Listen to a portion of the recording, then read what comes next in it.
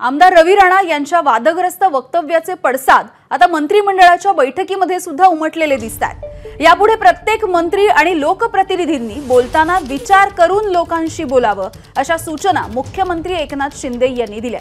अशा वादग्रस्त वक्तव्यांमुळे सरकारच्या योजनांवरती परिणाम होतो। या वादग्रस्त वक्तव्यांचा विरोधकांना फायदा होतोय, त्यामुळे सर्वांनी विचार करा आणि मगच बोला असं मुख्यमंत्र्यांनी या मंत्रिमंडळाच्या बैठकीमध्ये सुनावलंय। आणि याविषयी बोलूयात, आमचे प्रतिनिधी राजू सोनवणे आपल्या सोबत आहेत। राजू, कालच हे विधान आपण पाहिलेलं होतं रवी राणा यांचं, आणि त्याच्यानंतर विरोधकांनी जोरदार हल्लाबोल चढवला आणि टीका टिप्पणी केली होती, आणि यानंतर आता मुख्यमंत्र्यांनी चांगलीच कानउघाडणी केली आहे। यामिनी पाहतो आपण, लाडकी बहीण योजना जी आहे ती सध्याच्या सरकारची अतिशय ही महत्त्वाची योजना आहे।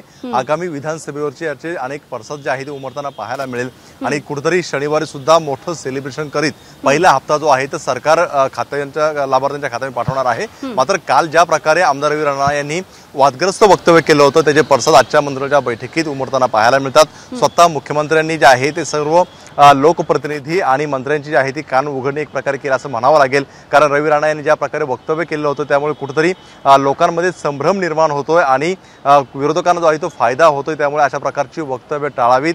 आता इथून पुढे लोकांमध्ये जर जायचं असेल, बोलायचं असेल, तर कुठल्याही बोलायचं असेल काहीही, तर त्याचा पूर्ण विचार केला पाहिजे। कुठल्या प्रकारचं वादग्रस्त वक्तव्य करू नये अशा प्रकारचं जे आहे ते मुख्यमंत्र्यांनी सर्व मंत्र्यांना सूचना दिलेल्या आहेत।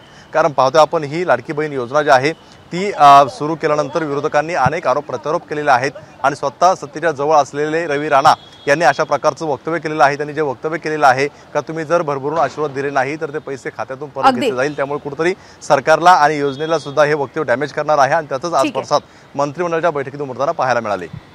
धन्यवाद राजू या सगळ्या सविस्तर माहितीसाठी। एबीपी माझा, उघडा डोळे बघा नीट।